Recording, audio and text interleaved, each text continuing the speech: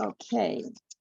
Today's session is called the 411 on Wellness Travel, and I am delighted to introduce to you Ann Diamond, who will be our guest speaker for today. I thank you so much, Darlene. I'm delighted to be here and meet you all. And as I introduce myself, you're going to hear that there's some connection. So I'm just going to share my screen here, and forgive me if I screw it up. I'm not very good at this. You got her. Can you see that? Yep. Okay, great. Okay, so this is the 411 on Wellness Travel. So my name is Ann Diamond. I'm the president and CEO of the Wellness Tourism Association. Now, just a bit about the Wellness Tourism Association. We launched in 2018. It's registered as a not-for-profit in the US, but I am born and bred Canadian. In fact, when I was listening to all the people that you were introducing yourself, there's a few people from New Brunswick. I was born in Moncton. Few people from Prince Edward Island. I lived in Prince Edward Island the first 12 years of my life. So I'm a maritime girl. And today I'm coming to you from Toronto, Ontario. And I think I heard somebody was from Peterborough, Kawartha's Tourism, if I'm not mistaken, and I happen to have a cottage there. So lots of connections here, right? Okay, so what truly is wellness travel? When the WTA launched back in 2018, one of the things that we wanted to do was bring standards, definitions, and education to the industry. So one of the first things we did is we came out with a glossary of definitions. So wellness travel, travel that allows the traveler to maintain, enhance, or kickstart a wellness lifestyle and support or increase one's sense of well-being. That's a very broad definition. We didn't define wellness, we just defined wellness travel because wellness is very personal. And those are our two definitions on wellness vacations, wellness retreats. And if anybody at the end wants a link to this glossary of definitions, because we do have it on the WTA website that you want to share with any of your colleagues, please don't hesitate to reach out. So here are a few of the myths and misunderstandings. I'm sure you've heard people say when you mention wellness travel, oh, you're going to a spa. People have a misunderstanding that it's all about the spa experience. It is not. I was a journalist way back. I still do some writing, but some of you may know or have heard of the Toronto Star. I was a columnist with the Toronto Star for about 11 years. I've also written for many other publications. And at one point, I wrote about spas around the world. Really good gig, I have to say. But having been there, I noticed, I watched, I witnessed wellness travel came out of the spa experience. When spas moved from pampering to prevention, and then everyone was talking about the wellness revolution, it just was a natural transition. But it's not now, it's evolved. It's not all about the spa experience. Spas are wonderful to include, but they're not absolutely necessary when you're participating in a wellness vacation or just traveling and incorporating wellness into your travels. It's all about yoga. Not necessarily. Somebody may be on a wellness vacation, don't want to do anything with regard to yoga. It's all about luxury. At one point it was, but now it's much more inclusive, much more accessible. It's just another name for medical tourism. No. Now, these again are the 4 myths and misunderstandings. It's not just another term for medical tourism. And here's how we see it. So under the umbrella of health tourism, we have wellness tourism and medical tourism. Wellness tourism more preventative and proactive, and medical tourism deals with treatments and being reactive. Now, the place they meet is something called medical wellness, and that's where people are using science and medical in a preventative way. So you can get tested to see what things you may be predisposed to, and then find ways to treat it before it becomes an issue. And we call that medical wellness. And there is the WTA's definition in case anyone wants to make a note. And again, all this stuff is available afterwards if anyone wants it. So who is driving demand? So there is the wellness traveler. Those who are traveling specifically is an individual who makes wellness a primary purpose. And the second is those traveling for other reasons, but wanting to incorporate wellness. So someone may be traveling for business.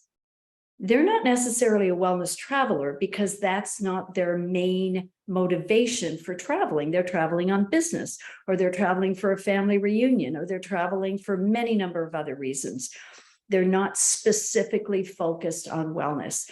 So that's the difference. It's mostly those traveling for other reasons, but want to incorporate wellness that is driving this huge trend. But more and more people are using their leisure time, vacation time, to actually find out how to get on that path to wellness. And those are the people that we're calling the wellness traveler, when that is the main motivation. Here are a few new trends and new developments that we're seeing. More programs geared to mental wellness to achieve a sense of well-being. A lot of people are referring to wellness travel, but including the word well-being. Now, I always see well-being as being a sense of well-being, but today it's almost being used as another term for wellness. I think the two remain separate, but nevertheless, it's out there. More nature-centric programs and activities will be offered. You'll hear afterwards how important nature is in the grand scheme of things. So we're seeing a lot more suppliers offering more nature-centric programs. Generative, sustainable, responsible travel is really becoming increasingly important. I'm sure you've also all heard about people wanting to leave a place better than they found it, wanting to travel responsibly. That all falls under the umbrella of a wellness tourism. Access to medical wellness programs, again, that's when the medical is more preventative than treating or having surgery. Wellness travel is becoming more accessible, more inclusive. It's no longer, as I mentioned before, about all about the luxury experience. Of course, there are wellness travel options that are very luxurious. It just doesn't have to be all about wellness. Definitely more wellness travel advisor specialists. These are travel advisors, travel agents, travel advisors who want to be in this sector of the industry. I worked with the Travel Institute in the US. They've been around for about 40 years. And we launched a program called the Wellness Travel Specialist Program that agents, just in case you know any who are interested in becoming wellness travel specialists, this is a course that's available online for them to take. More programs geared to mental wellness and to achieve that sense of well-being. Demand for wellness staycations. So people want to stay closer to home, but they still want to have that wellness experience. So for any of your destinations, it's about promoting to your local consumers, your local constituents, about staying closer to home, but still being able to have that wellness experience. As I mentioned before, and I think this was a double trend here, more nature-centric programs and activities are being offered. Real estate wellness communities, including those offering travelers private residences. And again, regenerative, sustainable, responsible travel is becoming more important. We're also seeing a huge growth of wellness travel suppliers. For example, we have the wellness resorts and retreats. Now, the WTA has specific definitions for those. They have to be totally focused on serving the wellness-minded client, guest, and those who want to be, as opposed to what we call the hybrid hotels. Now, a hybrid hotel may be one that caters to the meetings and incentive market, to honeymooners, to families just for general vacations. They cater to a much broader audience as opposed to the wellness resorts and retreats who are mainly focused on the wellness traveler and those who want to be. We have cruise lines. I know someone just got back from a nice cruise. Someone attendee was saying that. We have tour operators who are focusing on things such as hiking, cycling, walking tours, perhaps even kayaking tours or building kayaking into a very active program that is really increasing in popularity. Destinations. Now, there are a few, I heard when everyone was introducing themselves, a few people on the call representing destinations. So we're getting a number of DMOs reaching out to us to find out how to launch a wellness initiative and how to be considered a wellness destination or raise their profile in the minds of the wellness traveler. So we have some information for those destinations. I was just at WTM in London and actually spoke on how, with a panel, how destination management organizations need to change for the future. And one of the things we talked about is 9 pillars or 9 assets and attributes that the WTA introduced way back in 2019 about what DMOs, what destinations around the world need to have or should have if they are going to market themselves as wellness destinations. And for those few on this call representing DMOs, I can definitely send you that list after the fact. So what are the different types of wellness travelers and what's motivating them? This is generally accepted in the industry. As I said, the wellness traveler is an individual who makes wellness the primary purpose. Mostly it is women. And as you can tell when we ran around the table, mostly women are on this call, mostly millennials and boomers. And better educated, because those who are better educated realize that it's the small changes they make in their day-to-day lives that can actually help them stay healthier and live longer healthier. And that's why people want to launch a wellness lifestyle or learn how to, and that's why they use their vacation to learn how to do that, to get on that path to wellness. And that's the overall general consensus. When I check with my members, most of the people who sign up for their wellness retreats, wellness programs are women, millennials, and boomers. But the pool is widening as travel resumes, and anyone can be a wellness traveler. Remember the definition: any individual who makes wellness a primary purpose, so anyone can truly become a wellness traveler. So every year since 2019, the WTA has conducted a wellness travel consumer survey. In 2021, if memory serves, I believe we had close to 3,000 consumers participate in this survey. It was an online survey with 30, 40 questions. And we ran the survey between March, April, and May, I believe. It was a 3-month survey. 84% of respondents reported they already incorporate wellness activities when they travel. 72% reported they've been on a wellness vacation. We didn't define what that was. We let them define that themselves, and 72% responded if they had. This is interesting. At the time, 2021, and remember, we were still all masking at that time. Masking was still mandated. 61% reported they were planning a wellness vacation.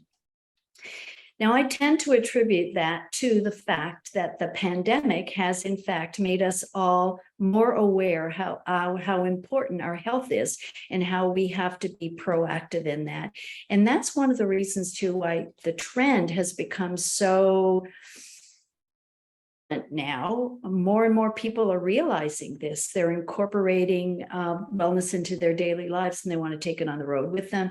And then they want to learn how to become healthier and get on a healthier path. So again, this was based on a consumer wants, needs, and motivations was based on a survey that we did. Again, 2021. Now, keeping in mind the timing, 2021 spring. People are still a little worried about COVID. So you'll notice that the 47% plus chose safe and clean hotel room and guest room air filters. The purified water system. And that was with regard to the safety issues from COVID. But notice also what is increasingly important, the sustainable and green practices, access to fitness activities in nature. Now, that is also increasing in importance. Locally produced in-room amenities. Now, that's something that's fairly new. What people are wanting when they travel, and this goes back to the trend I mentioned about regenerative and responsible travel, they want some of their tourism dollars to stay in the destination that they're visiting, especially if it's considered to be a second world country, second world destination, because they want locals to benefit from their tourism dollars. So they were telling us that in-room amenities important to showcase some of the products that are being produced in the regions that they're visiting. So all those were rated as extremely important. This was, remember, in 2021. We conducted another survey in 2022, and we're just releasing the information of that consumer survey at our International Wellness Tourism Conference, which takes place at the end of this month in the Dominican Republic. If anyone is interested in that, let me know, because we still have a bit of room. So in the 2021 survey, and we're almost finished here, so we're going to get to questions and just general chit chat.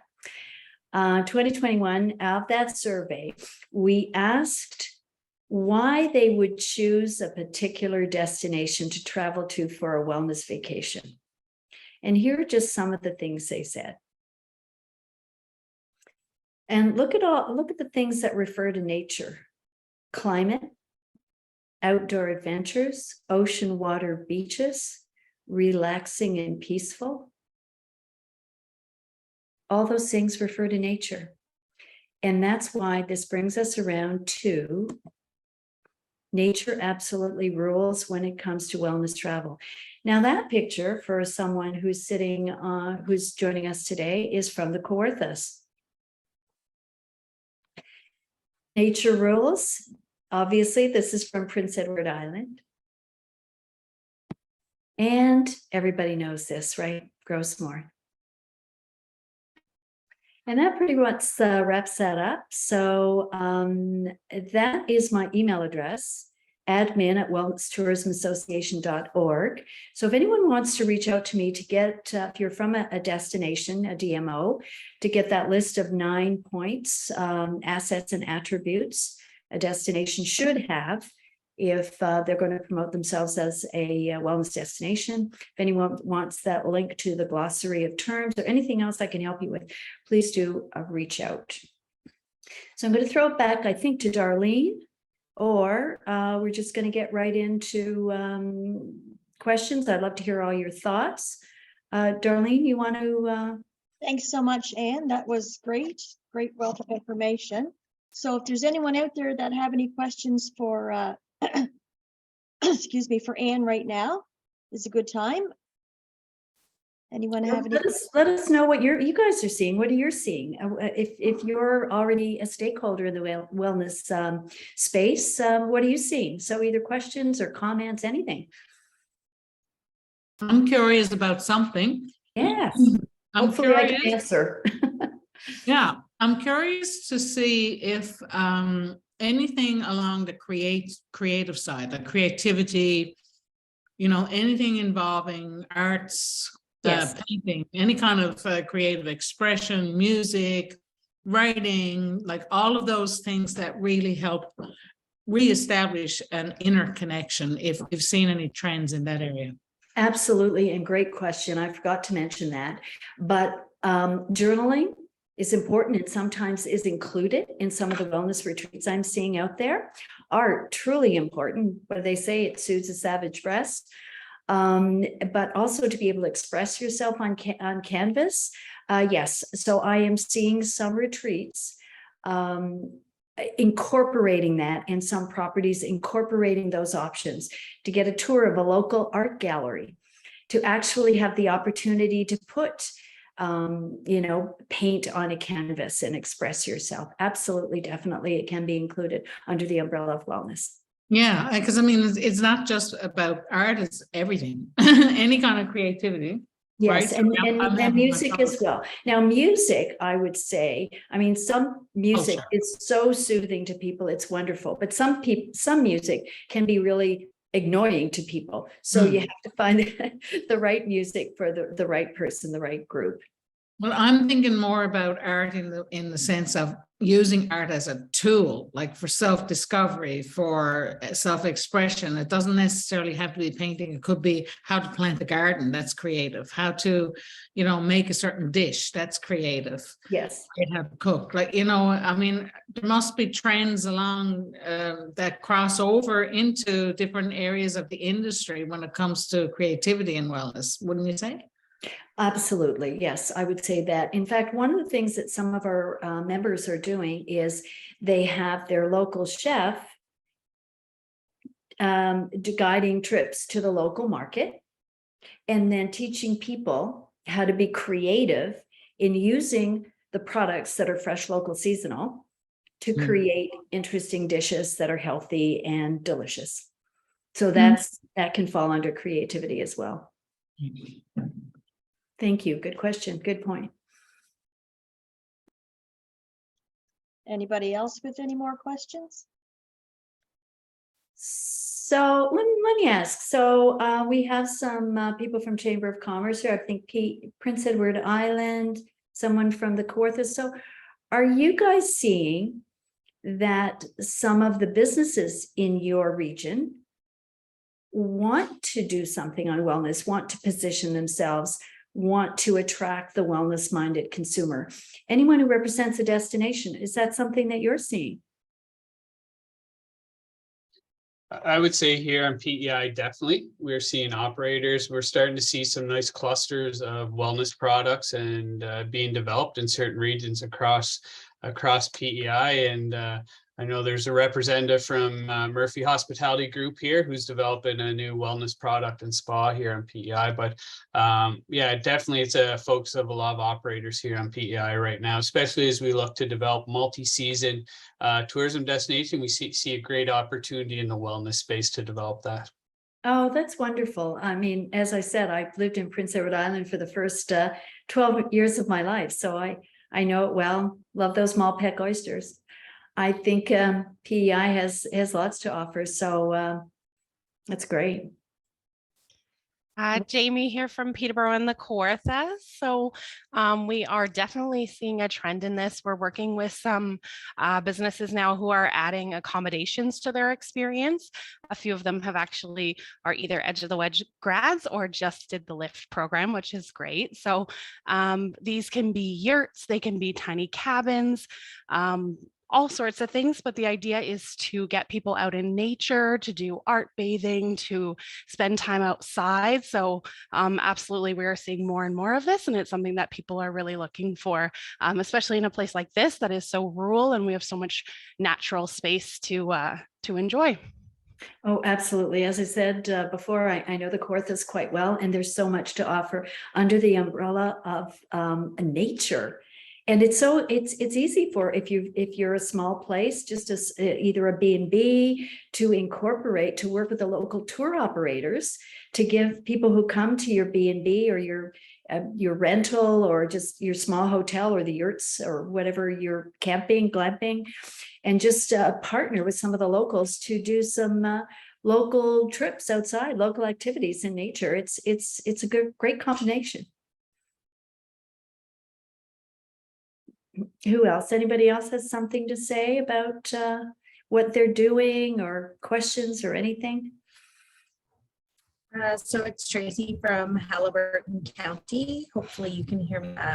My internet is a little unstable, but we're seeing a trend in wellness retreats.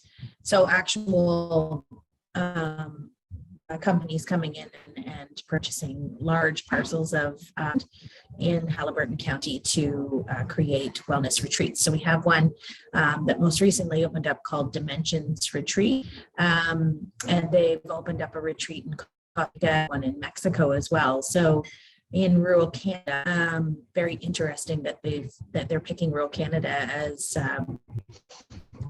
and rural Ontario as one of their options, and it was the first one to open. So it's new, it's high end, it's more on the medical side of tourism, because they offer cannabis therapy, traditional medicine therapies, and it's very interesting. So we're definitely seeing a model and a trend towards these types of retreats opening up. That's great. In fact, I could be wrong, but I believe that I was actually invited to attend one of those retreats as a journalist, and I wasn't able to make it in last year, but hopefully this year. And again, it really boils down to, you say the rural, because the nature, they want to incorporate the nature into these retreats. So who else? Thanks for sharing that. Hi, questions? just a comment, I guess. So I started as manager of operations at Hopewell Rocks Provincial Park in August 2020.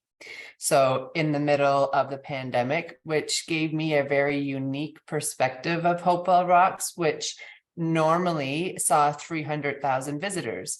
That year, we saw 46,000 visitors.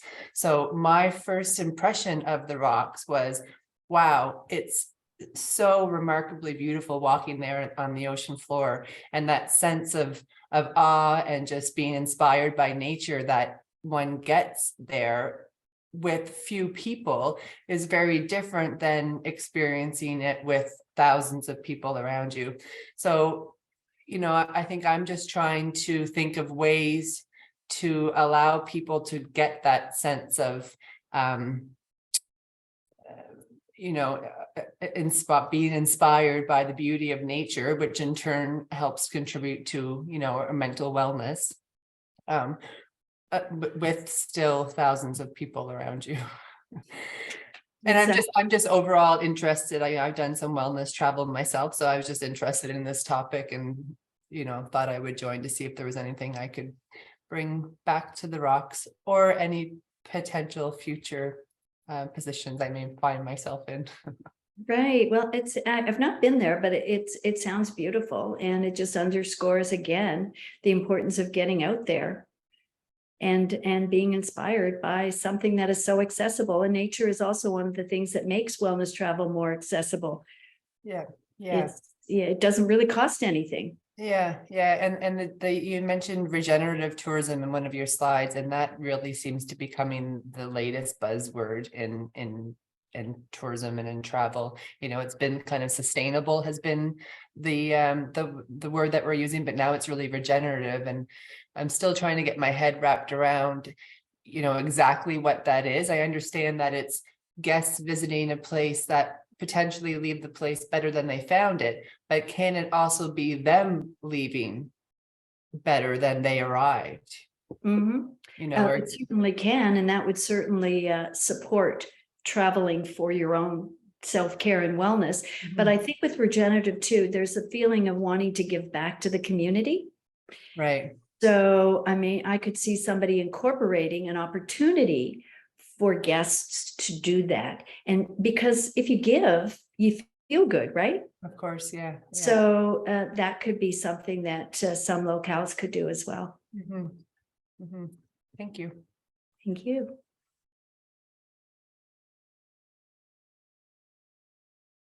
Well, this is great.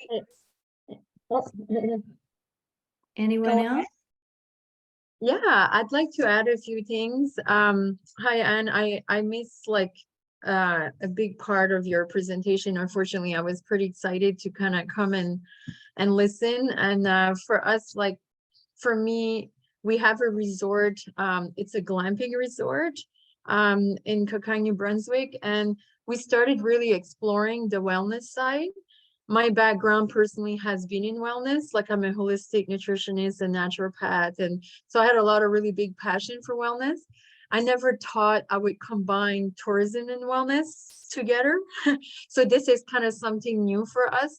But we realized that since COVID for us, because we have opened our glamping resort during COVID, people were really reverting back to nature and looking for that kind of like aspect in their life. So it was kind of really good for us. So we've kind of really, and we noticed like customers were really big on like the hot tub and the nature trails, and really like kind of enjoying that aspect and just listening to the birds and like breathing the fresh air. So for us this year, we just opened a Zen center, like a meditation yoga center on site. So this is quite new for us, incorporating that. And we just opened last Friday a Nordic spa on site as well. So we're kind of like tuning into more of the wellness side now. And we incorporated a few new glamping units that are made out of mirrors. So when you look at the cabin, you see the reflection of nature, kind of immersing yourself even deeper into the nature experience. And we're offering like a lot of wild harvested herbal teas and we're trying to cultivate things on site and bring that. But the retreat side is something we did our first retreat this year in May.